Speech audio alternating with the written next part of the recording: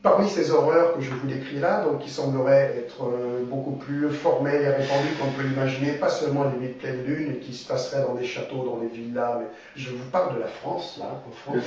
Le fameux château Rothschild de Mentmore, je crois, dans lequel a été tourné Eyes Wide Shut de Kubrick. Il y en a partout. Il y en a partout. En France, en Belgique, mais moi pour le moment j'enquête un peu sur ce qui se passe en France aussi, c'est très intéressant.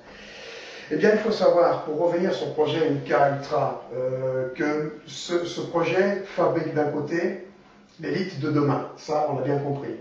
Pour ça, donc, les enfants sont amenés par les prédateurs dans ces soirées pour se faire malaxer le cerveau, avoir une double personnalité, participer aux horreurs, être totalement impliqués dès le plus jeune âge, se faire remettre le poignard du grand maître à l'âge de 5 ans. J'imagine ce que ça fera quand ils en auront une trentaine d'années.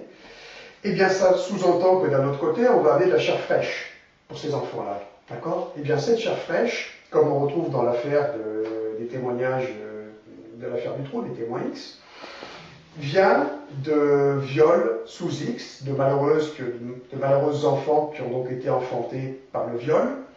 On récupère les enfants, quand je dis on, ce sont les réseaux, protégés par l'imposture politico-judiciaire, notamment en France. Les réseaux récupèrent donc ces enfants, ces malheureux enfants, qui sont stockés dans des caves, dans des châteaux, dans des villas, en France. Et ces enfants, au besoin, quand c'est le solstice d'été ou le solstice d'hiver, ou la pleine lune ou la non-lune, ou bref, il y a quantité de dates aussi que nous allons mettre tout à fait en ligne, ces enfants sont... Ça existe depuis des millénaires. Absolument. Dans le film Da Vinci Code, on parle de la ligne rose. Cette ligne rose n'est en fait ni plus ni moins que la fameuse méridienne de Paris.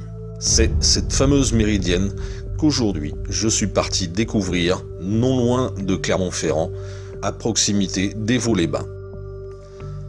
Le méridien de Paris est le méridien passant par le centre de l'Observatoire de Paris. Il est aussi connu sous le nom de méridienne de France, qui est sa matérialisation sur le territoire français de Dunkerque à Perpignan. Ainsi, la méridienne de France a permis le déploiement de la nouvelle triangulation de la France.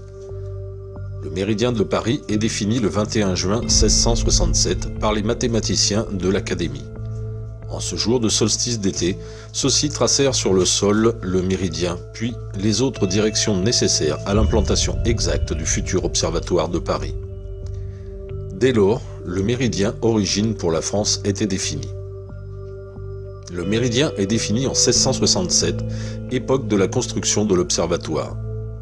La mesure de la méridienne de France est achevée en 1718 par Jean-Dominique Cassini et son fils Jacques Cassini.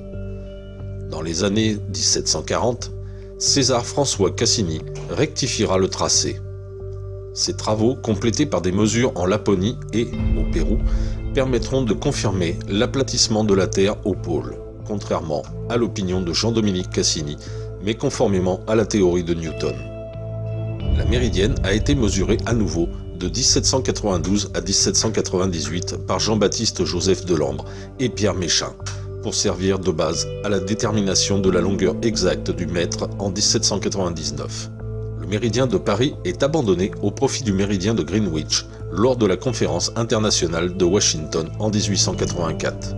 Ce fut l'objet d'âpres discussions entre Français et Britanniques.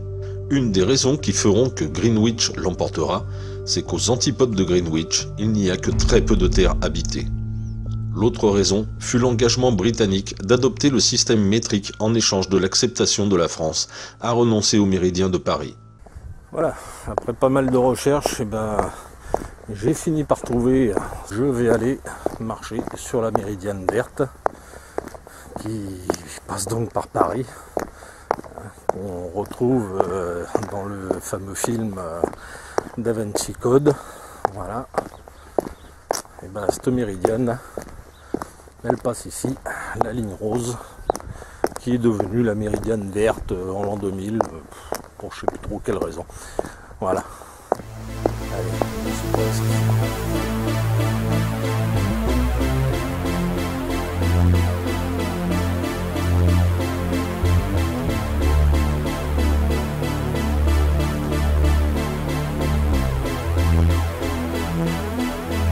This is a Mickey Mouse beat.